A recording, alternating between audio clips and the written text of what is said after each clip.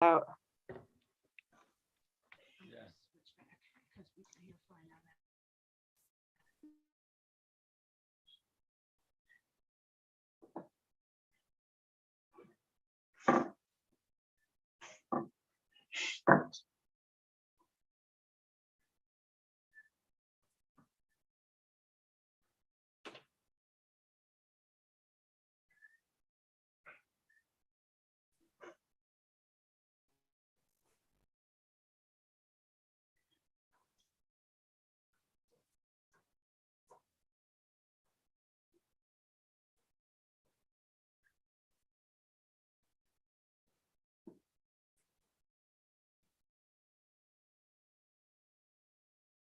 And you're muted, guys, in case you are trying to talk to us.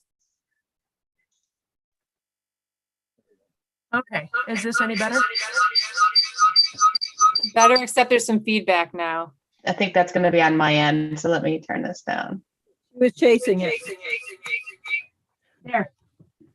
There, is that better? Yeah. Slide this way. Yay. There we go. Nice job. Fantastic. All right, so tell me when it's 7 o'clock. It's a long song, so you might not want me to do the whole thing. Come all you old timers, wherever you may be.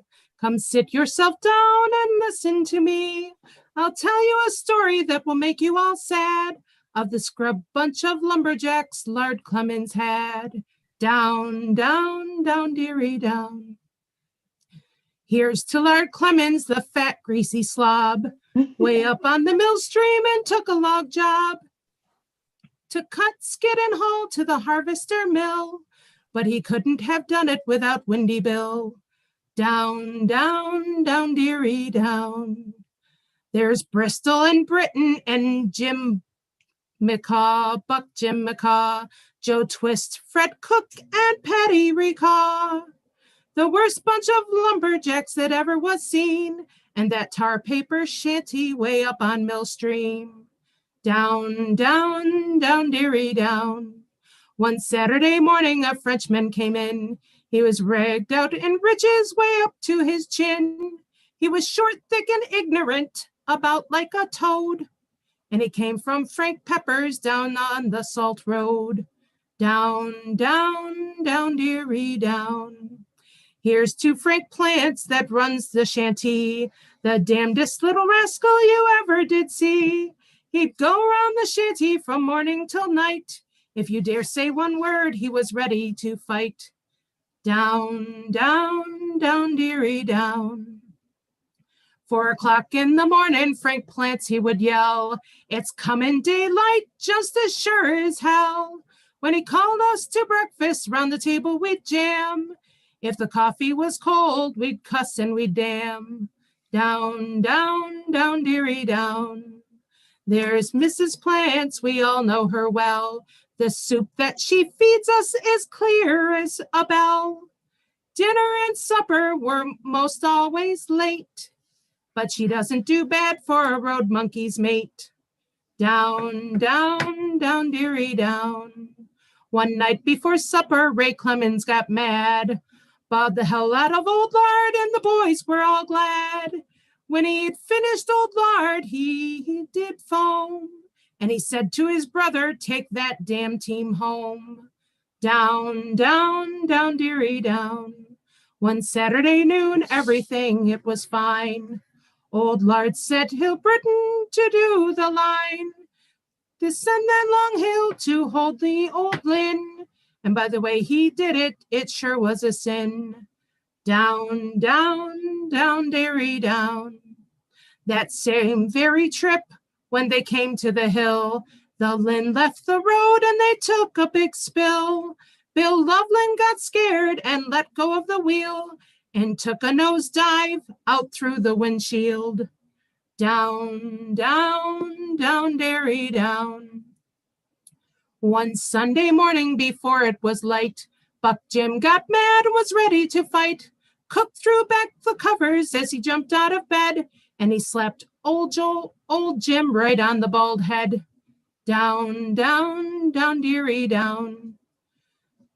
Jim Gray stood there with a queer-looking grin. He dare not say one word lest cook should slap him. He ran through the kitchen, all trembling with fear. Let them fight and be damned, I won't interfere. Down, down, down, dearie, down. There's a little ditty about the boy they called Joe. He couldn't figure out what made the cat go. He couldn't figure out what made the thing run. So he took it apart, oh, the son of a gun. Down, down, down, dearie, down. Come all you good people, adieu to you all. For Christmas is coming and I'm off to the falls. When I get there, I'm off on a spree. For when I have money, the devil's in me. Down, down, down, dearie, down. So old Lard said, the deacon has asked me about what lumberjacks did in their free time. And this is a good example of what they did. Fantastic. Thank you for sharing that. And he wrote that, yes? Or that was his lumber camp song, yes? Yeah, right. Some of his lumberjacks wrote it at camp. Oh, that's fantastic. Thank you. So I'll get us started here. Thank you for joining us for the third and final chapter in Letters from a Tug Hill Logger. The Commission has enjoyed bringing you this fun and historical three-part webinar series about logging on Tug Hill. This unique piece of history comes to us from a Tug Hill family and their cherished documents, letters, photographs, and artifacts passed down through generations and recounted and interpreted for us by our very own Leona Shereshnovsky and her son Peter Shereshnovsky. First, some housekeeping items. You're all muted and have your videos off to reduce the load on the internet. So please put your questions and comments in the chat box. And the webinar is being recorded and will be available right after tonight through our website and YouTube channel. Leona Clemens was born and raised on a small farm in Osceola, where she attended the one-room schoolhouse in the hamlet. She and her husband, Ray, raised 3 children in the town of Lorraine, where she worked as a library clerk. After that, Leona earned her master's degree in library science and worked as a library clerk and school librarian in the South Jeff schools for 27 years before retiring in 2006. And she now works part-time as the director of the Osceola Public Library, and her family owns and operates a B&B on the family farm. She's an active volunteer for a few nonprofit groups, and in full disclosure, is a 36-year veteran commissioner on the Tug Hill Commission. Peter Shereshnovsky spent his younger years in the town of Lorraine on the weekdays and on the weekends in the town of Osceola. A good share of the rest of his days have been spent driving back and forth between the two. After high school came college, followed by 4 years in the military, and then Peter came back to Tug Hill and worked with his father, Ray, in his logging business for some time before landing a position at the regional landfill. And 28 years later, he continues to work for the Development Authority of the North Country as the Safety and Environmental Coordinator. Jackie Shereshnovsky Hobbs is Leona's youngest child, and when she was young, she learned how to play the fiddle from her grandmother, Alice Colvin Clemens. Jackie continued playing music and went on to become a music teacher and now teaches at Sandy Creek Central School. She lives in Lorraine with her family. So after the first webinar, many of you reached out to us and told us that you'd like to hear the deacon's voice. So we found a recording. In case you hadn't heard his recording on the last webinar, let's take a listen and see if we can hear him. Let's see.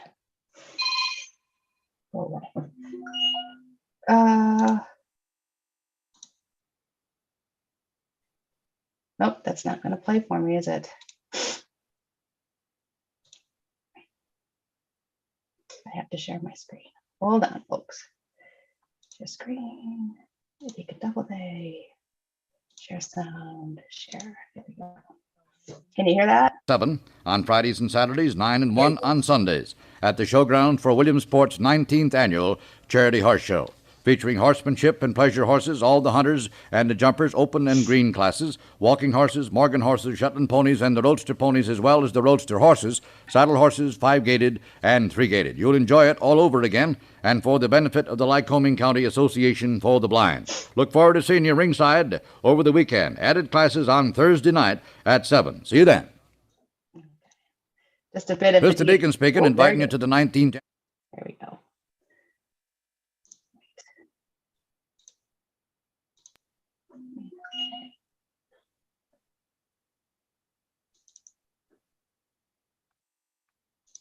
There we go.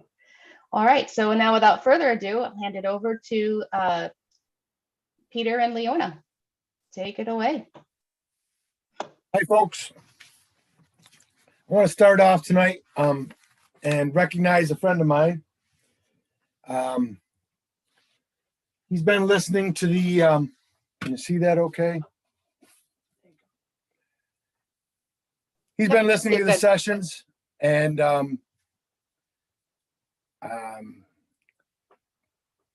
Wants to show you. and I want to show you some of his art. Jerry Merrill has been a friend of mine for many years. When we told the story of old Lard fattening the pigs by making a path to the beech trees and letting them rut for beech nuts, I think Jerry had a vision and he put it on canvas for us. And it's a really nice job. And I want to thank you so much, Jerry, for painting it and giving it to us. It will forever be the picture that comes to mind when I hear or tell the story of old Lard and his pigs.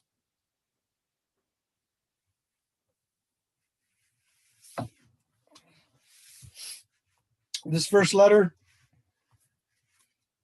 is addressed from Mount Misery, New York, what old Lard called North Osceola. History has repeated itself again. The winter was not half over before the fences were covered, and also there was as much snow on the 20th of March as there was on the 1st. The babes in the woods were up this way and the 20th measuring snow and reported 31 inches of snow. Now you hear what's left of the old timers saying that the sun is shining on both sides of the fence. Well, it didn't take long to get rid of that snow, evidently. I went to Auburn last Sunday and got the Lone Heart pig that Bob Bennett was talking about. Elwood, Maine seems to know Bob. All the talk on the radio was about how bad the roads were. I don't think those city slickers know good from bad. They should make a trip to Mount Misery if they want to see bad roads. I wish to call to your attention to the new law that Dewey is trying to pass. That you shall limit your post hole sales to north of Route 31. Mumford of Camden has that territory for skyhooks. I was down there and he told me that he has sold 5 carloads to be used in the woods to put those logs up in midair, as you cannot find a man who knows anything about using a struggling stick. And Granddad Hyde is canvassing from Oswego this way, is going to use them in the orchard and doing his trimming. He will be the general salesman north of 31. There is a post hole auger that I've been trying to get hold of for your collection. I've never seen any except this one. I think you would enjoy it. Old Lard. As a side note, on that last letter, I went up into the woods on March 1st and measured the snow at 24 inches. I went back on March 20th, and there was anywhere from 17 to 20 inches still up there. So I believe that George Washington Clemens' adage held true this year. There'll be as much snow on the 20th as there was on the 1st. Old Lard's letter about Seymour Green. There was no date. I visited the cemetery at Osceola, and on a tombstone, I found the name of Seymour Green, born in Hartford, New York on June 1st, 1794, died March 17th, 1883, the founder of Osceola. At my home, my wife, being a granddaughter, has the diary from 1847 to 1860. I thought I would like to tell my many friends what he had to say of the town of Osceola 105 years ago. Jabez Green came to Osceola for a short time before he went to Greenboro. Seymour came and took over the job of land agent. His first entry in his diary was made in April 1st, 1847, and it reads as follows. Pleasant, went to the mill, Eldon Fuller's, thawed very little. On April 26th, went to Greenboro. If any of the readers of the Camden paper is interested in the history of 105 years ago in Osceola, Seymour Green's travels, he went Osceola, Lowville, Watertown, Syracuse, Oswego, and with a horse and buggy. I'll be glad to furnish it from time to time to write to the paper, and let's do all we can to make the paper more interesting. Much to our surprise, my generation has discovered that Seymour Green was not buried at his impressive monument in Osceola. He's buried in a cemetery in Florence with his second wife. The North Florence Cemetery is on Route 285, not far from the line with Oswego County.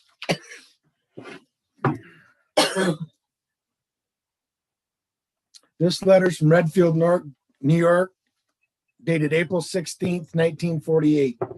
Dear Bob, well, this month goes slow. April 10th and the swamp robins are froze up on Tug Hill.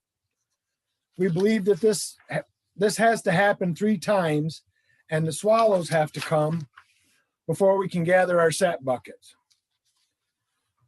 There's one thing I would like to know, as I've tried to find out reading from papers. Some folks put two spiles in the tree, others only one. Do you get more sap with 2 spiles?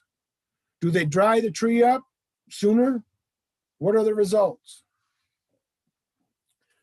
One of the old Jack's saying was, in measuring snow, it's hip deep to a tall man. Well, mud is that deep now, but we are overhauling our bulldozer and loader, and it won't be long till the 1st of May.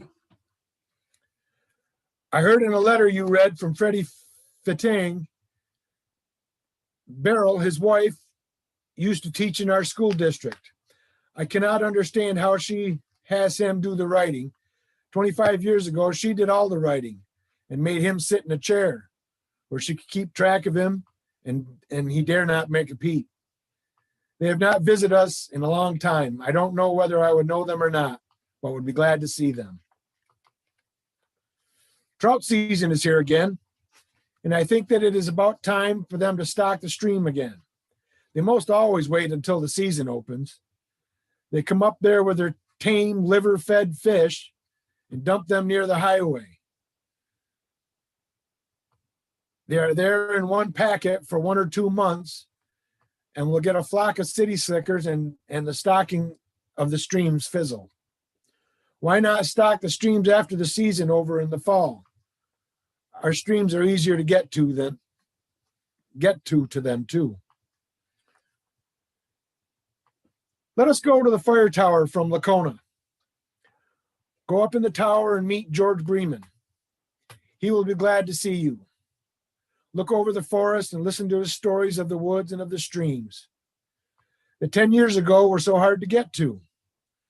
Then go down and start east. Go east as far as you can.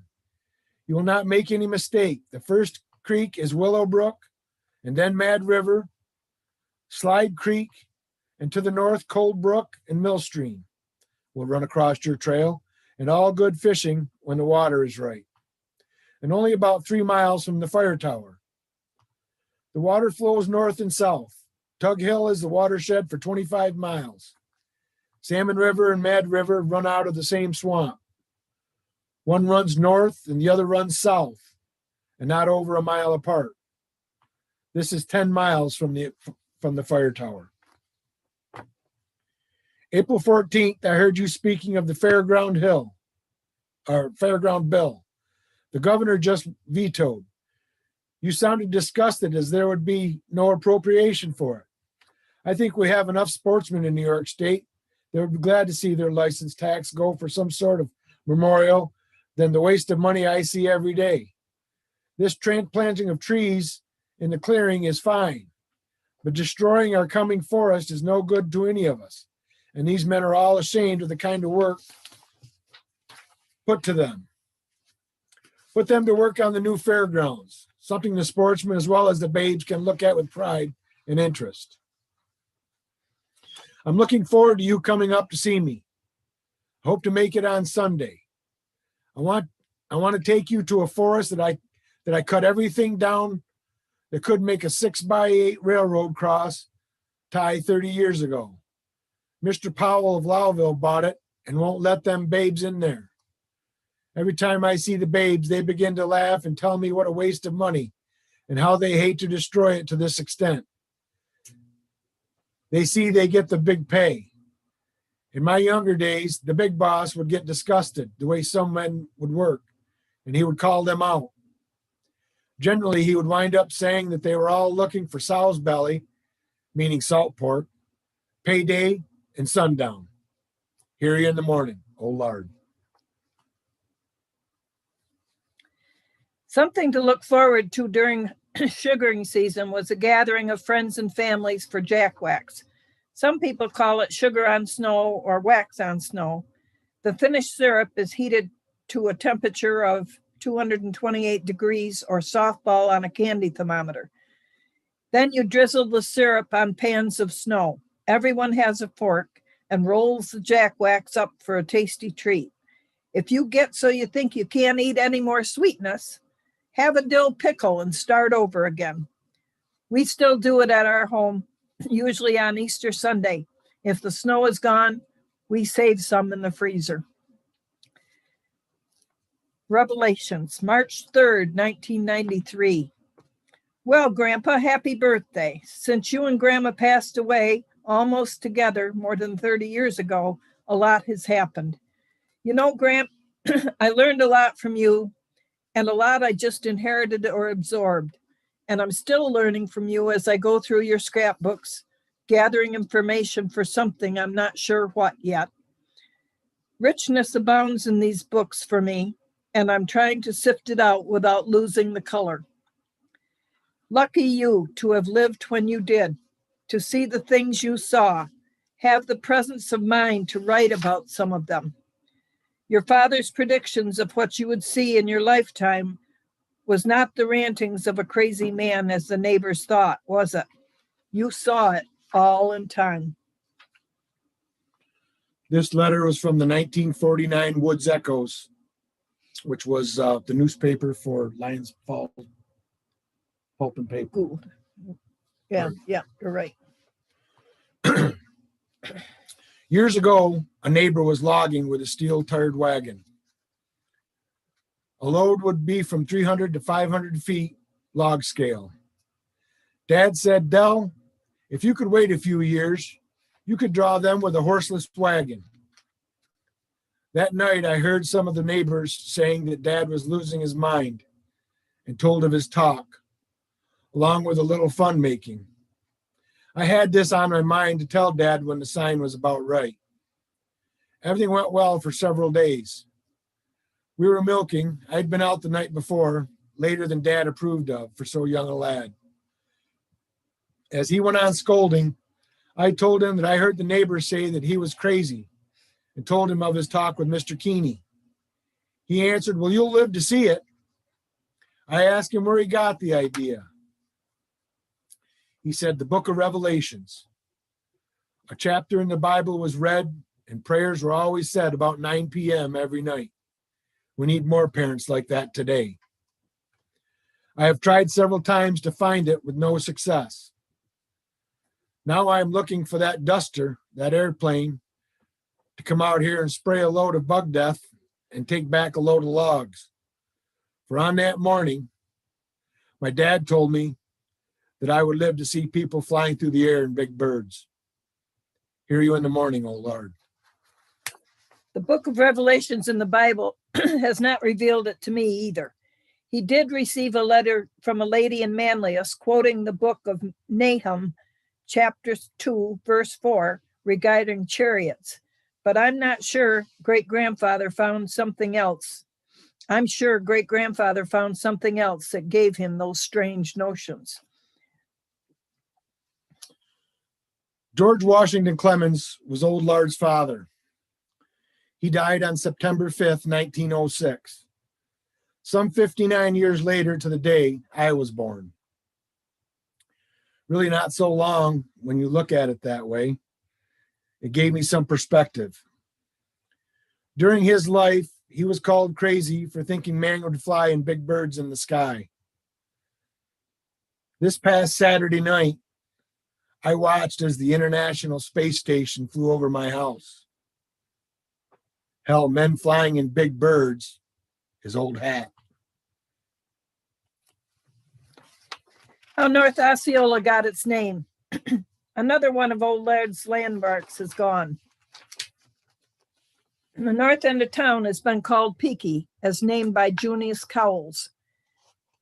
As Mr. Cowles came back to the store after collecting grocery bills, he gave two names for the north end of town.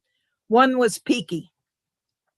He said that as he went by the log house that stood on the north side of the road and had a family of 12 children, only one window faced the road, and the children were all peeking. Another reason was, he said, a bear climbed up on one hill and peeked over the other side. The latest name is Mount Misery. Sad news came to Osceola and Redfield this morning. That house where Cardinal lived burned to the ground. The Mr. and Mrs. were taken to the hospital. One boy died in the fire. Mr. Gurley died as they were trying to take him out of the house. There was children and all dressed in their night clothes. All the rest of the local people are doing what they can to furnish for their comfort. The house where they lived was built by Peter Clemens in 1848 and has been in the Clemens family until 2 years ago when Grant Clemens sold it to Cardinal.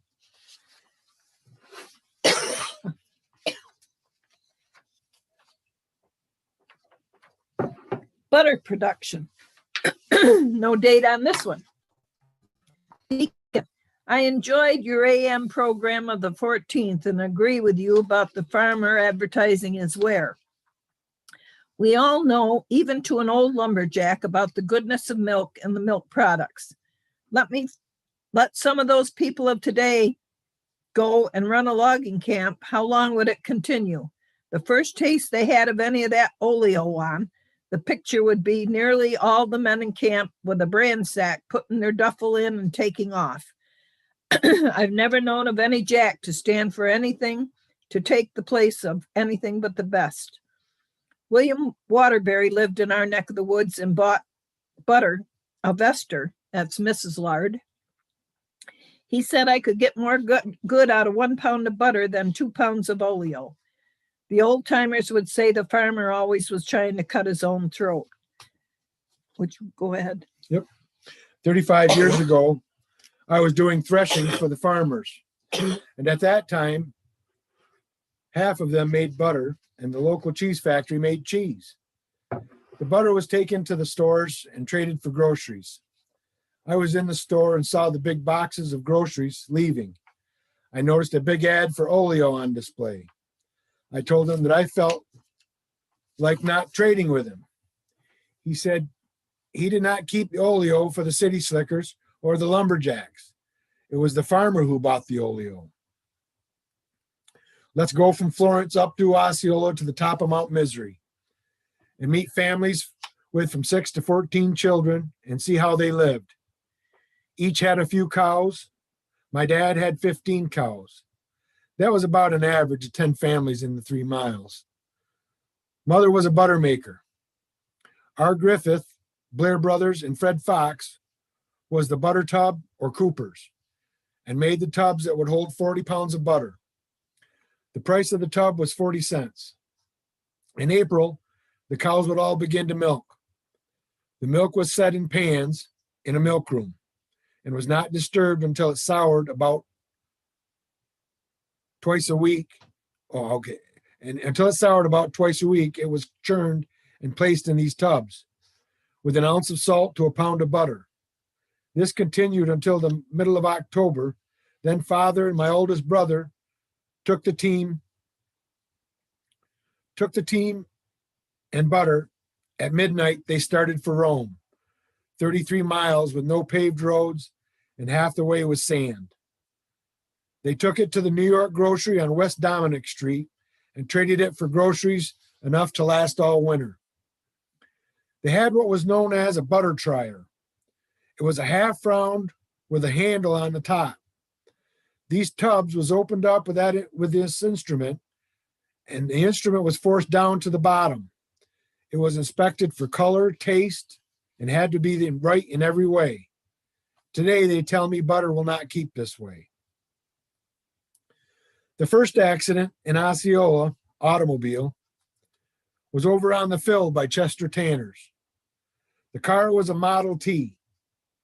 The car tipped over and Bertha got free and out of the wreck, staggered across the road and slumped on the other side. She cried out, "My God, I'm bleeding to death."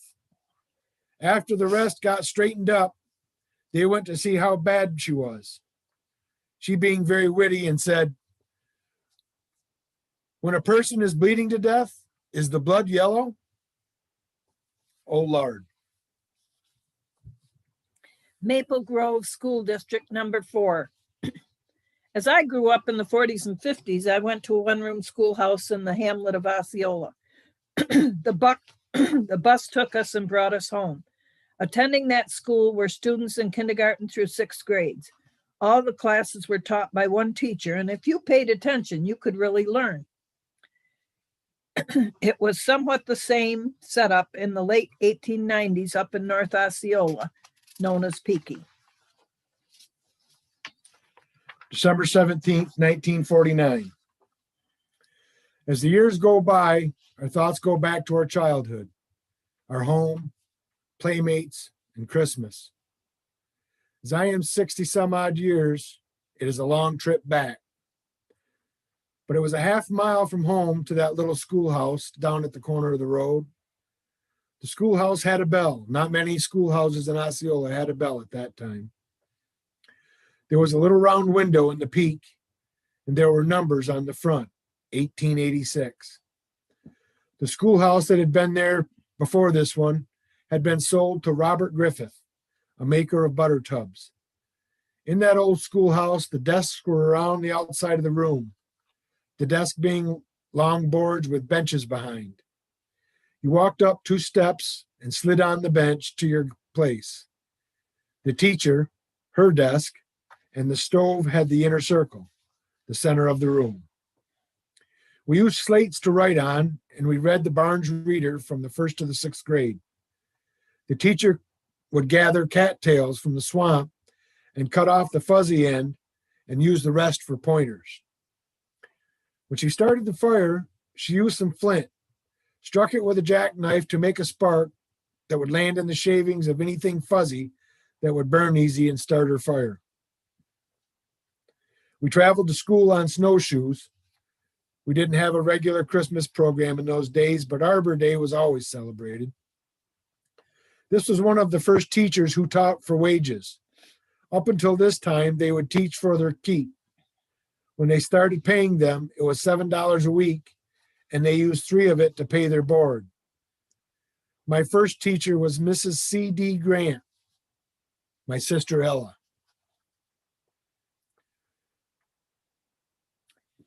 Notice that in some letters, the lumberjack's board was 15 cents a meal, and the bed was thrown in $3.15 a week. The teacher's board was 15 cents less than the jack's, and he always had the reputation of being a big eater. Ag statistics from the census of Osceola, New York, 1865. The number of bushels of oats, 2,288. Potatoes, bushels, 10,288. Hops, 100. Cows, 364. Butter, 33,515 pounds. Horses, 109. Sheep, 430. I think that now we don't thrash only about 500 bushel of grain in this town and have about 40 sheep, and they have about the same number of cows as back then. There are about 50 horses. I have it all figured out that the land is going back to the Indians, And I know that my ancestors going to be embarrassed when they see how the state and the babes in the woods have destroyed it and wasted the taxpayers' money. Yeah. Redfield, New York, November 21st, 1900, and froze to death. With the tanning industry, Rails on Wood is the name of the letter. With the tanning industry came the demand for better means of marketing goods. About 1865, a railroad from Williamstown Village, built for the purpose of carrying lumber and wood, was extended into the town of Redfield within 2.5 miles of the square. The rails themselves were fashioned of wood. Up until 1871, the railroad did a heavy business, and an immense quantity of wood was cut and carried off. After that time, the wood became less abundant, though the road was kept in operation until 1876, when it was abandoned and the tracks were taken up. One of the biggest enemies from which the townsfolk have never had adequate protection robbed them of their tanneries. That's fire. Fire destroyed one of the tanneries early in its career, and then on the evening of Cleveland's election to the presidency, the other tannery burned. Fire continues to rob Redfield landholders annually. Once destroyed, are seldom rebuilt. Another problem. Grandpa says, can any of you children stick your tongue out, and do you talk plain? I am the only Clemens that was ever known to be tongue-tied. They had a doctor look at my tongue, and he said I never would be able to talk, and they planned to cut the cord under my tongue, but this was never done. My sister Ella was to teach school, and I was 5 years old. My name was Irwin then. She told me that if I would learn to say cat so people would know what I said, she would get me a new waist. My sister talked almost as bad, and she would give her a new dress. Gertrude made her to understand that she wouldn't even try. I went around the house all the time saying, k-at, k-at. And before the term was over, I got my new waist. It was white, and I thought that it was the most beautiful waist I had ever seen. From the dictionary, I looked it up. I had heard that term before, but it is somewhat of a blouse, the part of a one-piece garment covering the body from the neck or shoulders, more or less to the waistline, especially this part of a woman's or a child's garment. Really an old-fashioned term. The Last Christmas, 1905 at Grandfather's. This was, we believe this was written by Florence Grant Hilliker, Old Lard's cousin. As the children of George and Lavina Williams Clemens, left home for marriage or work, they also planned to spend Christmas at the old homestead. They usually arrived in the PM of December 24th and left after dinner Christmas Day. I can vaguely remember some of the Christmas gatherings, but the last one in 1905 I can remember distinctly. By that time, the family had grown considerably. The Grant family had 4 children, Theo, Floy, Florence, Ernest, and Lillian. The Durst family had Dora, Clarence, Frank, and Ina. The Colvins had 2 children, Gertrude and Lucy. In the Rowell family, there were several children. I cannot remember the number. After supper, the work was over. The boys, John and Ray, brought in the Christmas tree that they had cut several days before and left in the barn so the snow and icicles would melt off. It was set up in the left-hand corner of the parlor. After that, the parlor door was closed, and it was off limits to the children, who stayed in the dining room. The mothers and aunts bustled back and forth, and we weren't allowed to peek, no matter how hard we tried. I suppose the men were doing the barn chores. After what seemed like a long time, which probably wasn't, We were allowed to go into the parlor. There stood the tree, loaded gaily with wrapped packages and a mound of others on the floor. We wondered if Santa Claus would come, but some of the elders rather doubted he would make it. All of a sudden, we heard the sound of sleigh bells, and there was a rapping on the east window. We could make it out, a sturdy man in a heavy overcoat with a string of sleigh bells wrapped around him and a high silk hat. Someone motioned him to the door, and in came Santa Claus. He had a buggy whip in his hand, and he cracked the whip and said, "Get up here." He started handing us gifts to deliver.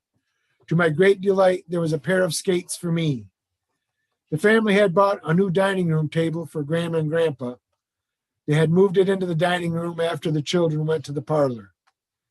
Santa took Grandpa by the collar and started dragging him toward the dining room. Grandpa pretended to be very scared and hung back. My sister Lillian was very concerned and said to Mother, "Let's go get Grandpa." So Mother took her out to the dining room. Grandpa was pleased that she showed so much concern and had Santa lift his mask so he could see that it was Uncle Clarence. It was a family joke that Uncle Clarence could sleep so much, and we children used to wonder how we could sleep through all the commotion. As the smaller ones firmly believed in Santa Claus, we did not suspect it was Uncle Clarence. Of course, there were not enough beds like so many people, so the children slept on the floor. Dora Durst and I slept on the floor where Uncle Will and Aunt Marcia slept. The children, being small, slept in the bed with them. The gadget, no date. The Northern Lights have seen queer sights, and in the stories of the old lumberjacks will never die. I was glad to send you the story in the Camden Advance Journal and to hear her tell of the beautiful forest. If the camps that were here 30 years ago, I could go up on Tug Hill and come back with all kinds of names for your little friend. None of that class of men was learned people, but they were free-hearted, and if two jacks met, one was broke, they would divide their last dollar. As you came to camp for a job, your supper, breakfast, and bed was free. I remember at Marcia and Will's Calvin's wedding up on the old farm. Mrs. John Clark from Florence was there, and she had a steel box with a cylinder on top. You could wind this machine and it would play a recording. On the outside was Thomas A. Edison. This was spoken of by lumberjacks as a gadget.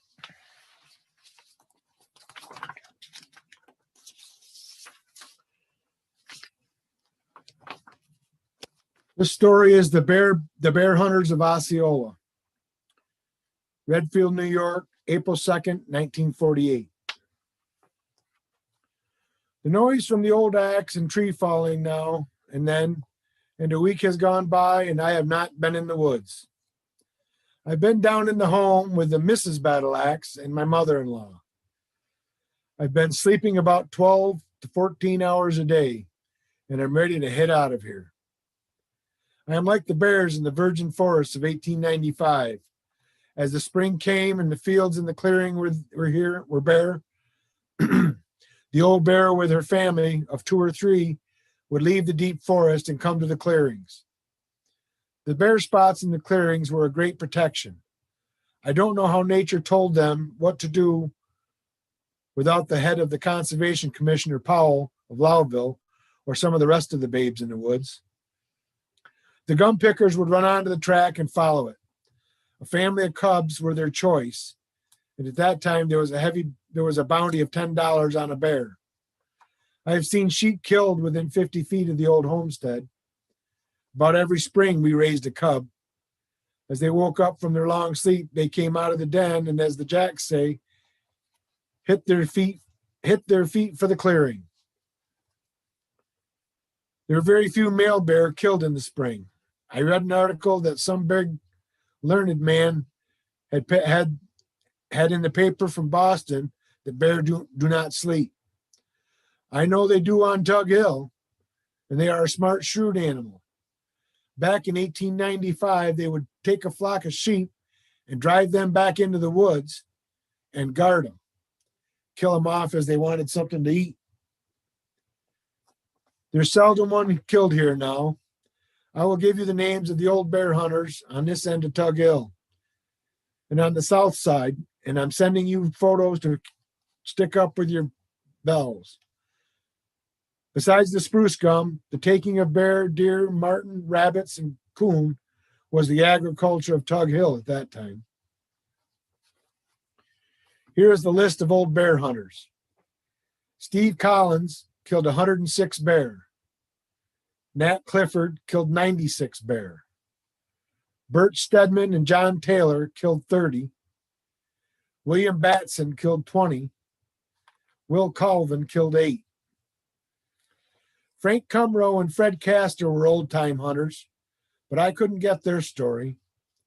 My only bear story was in 1914, and there have not been many killed since then. I shot at 4 and killed 2. The most excitement I ever had in one day. Hear you in the morning, oh Lord. The book Osceola, Jewel of Tug Hill records that Fred Fox of Osceola was a woodsman by trade and was best remembered for his bear hunting, especially when he brought home a bear each day for 7 consecutive days. And about Frank Cumrow, everybody knows he killed 98 black bears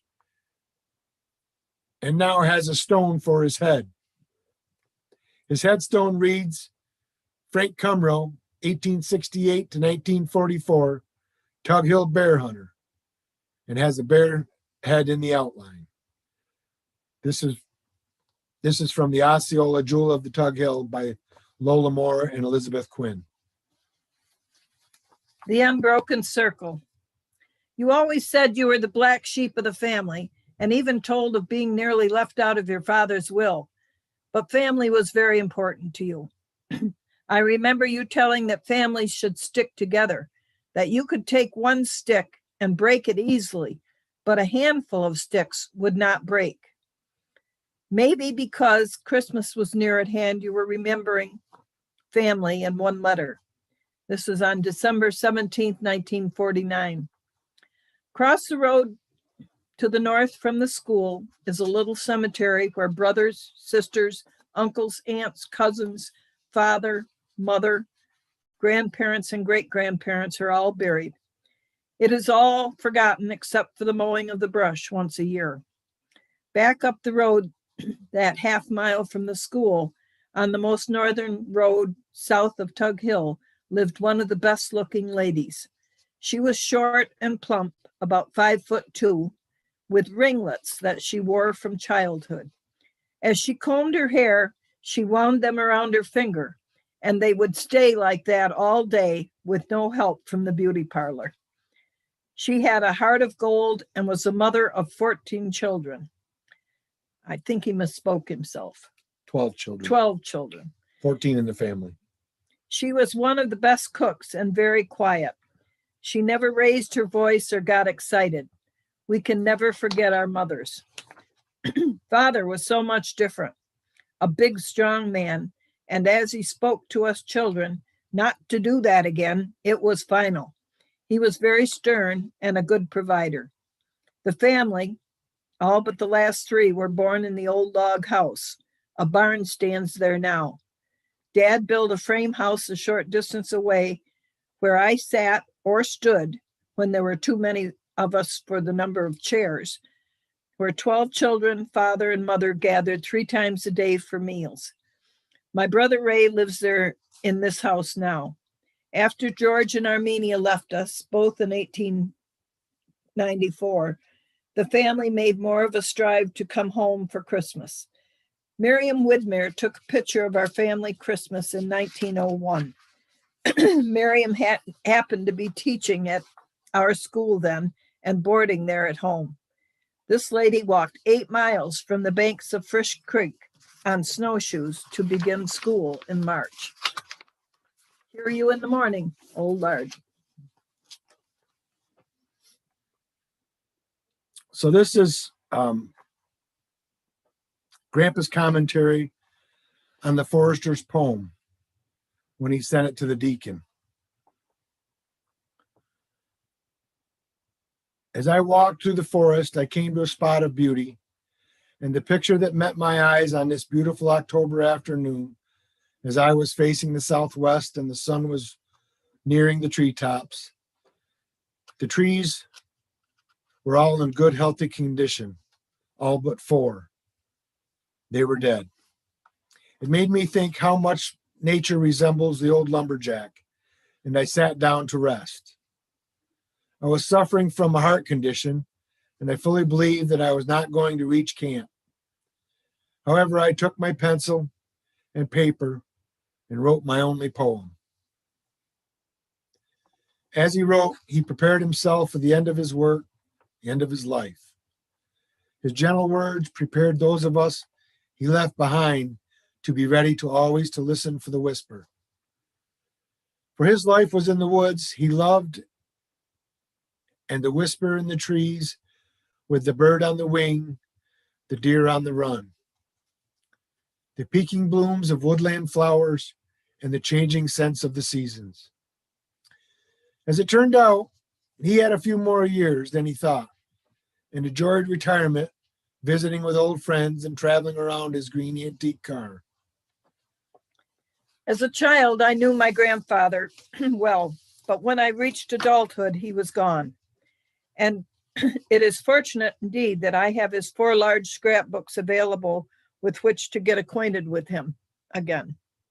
He was a remarkable man in his own time, and I think he would have been the same today.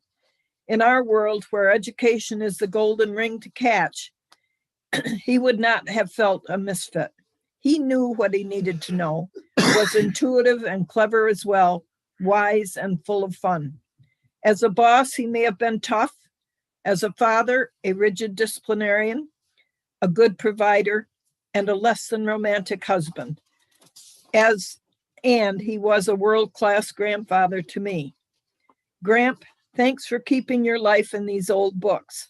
Your love of the woods, its beauty, and the specialness of Tug Hill is passed down to me, and I will be sure to pass it on to others. Imagine, if you can, the poetry in his soul that was repressed because his contemporaries and peers might have laughed at his marvelous talent with the turn of a word. The Forester's Poem by John Oldard Clemens, about 1950. I have seen this forest beauty, watched and studied it all the time, how the big trees would mature, younger ones would fall in line. Like the old man's pace grows slower, he has seen it at its best, and he hears the gentle whisper as he sits him down to rest. As we reach the age of 40, strong and vigorous in our stride, and the wood's tools we are carrying over our shoulder and by our side, talking of the woods and beauty and the work I like the best, and I listen to a whisper as I lay me down to rest. When we reach the age of 50, the old ladder is then complete. When we hear the foreman calling, it is anything but sweet. Come along, let's get going. Load those logs and stop your jest. Then I listen to that whisper as I sit me down to rest. You've done your best, old fellow. Younger ones will take your place. You have seen old Tug Hill slaughtered. All of this you've had to face. 5 more years will be the finish of this beauty and the rest, and they'll hear the gentle whisper as they lay me down to rest.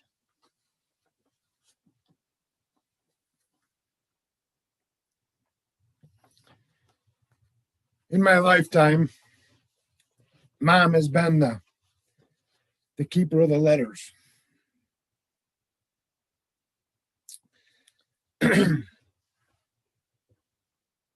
She knows all the history. She has all the knowledge. We as a family owe her a great debt for taking on this kind of work. I assure you, Mom,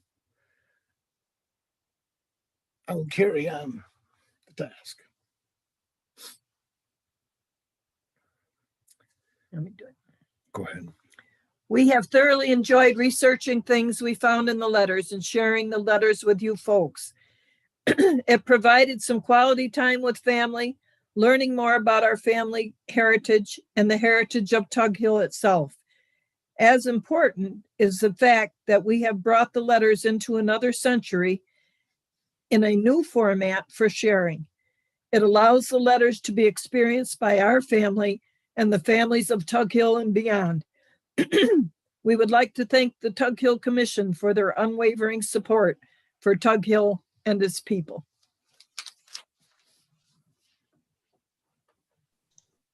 Thank you both. That was really, really moving and I don't have words, so thank you. Yeah, we want to thank you all, Leona, Peter, and Jackie, for taking the time to sort through years and years of memories and albums and keepsakes to bring us this history. And I can't imagine the time that it took. And we want to just gratefully acknowledge that painstaking effort it took to go through so many of your family's treasures and bring it to life for us. So thank you so much. Welcome. Our pleasure. Yep. Awesome. See, there's a few things in the chat. It's more just thank you, and this is wonderful. Beth Sterry is asking or saying that she loved the poem. Can that be posted on the screen? Oh, Or maybe yes. we could have a PDF of it and share that out with people with the presentation or something. Okay. We can probably do something. Okay. Well, Patrick Sullivan is asking, where's the bear hunter's grave? Where was that headstone? I can't remember. I cannot remember. It's not in Osceola. Oh, it's not in the Osceola I Cemetery? don't think so. I don't think I thought so. it was. I don't know. But if you've got the Osceola Jewel of Tug Hill, it tells you in there where it is. I think we have that in the office. We'll have to take a look. Anybody that's ever interested in Osceola, that book is just a wonderful volume of information about the history of Osceola and the people. And you can still buy it on Amazon. There's copies of it on Amazon. They look. Nice. It's got to be out of print, so they must be used copies that people have. They had it printed again, and it was for sale in the outpost down in Osceola. And I imagine maybe when it opens again, they will have it there again, I would bet. Perfect. Nancy Martell is commenting that it might be able to find it on the Find a Grave website as well.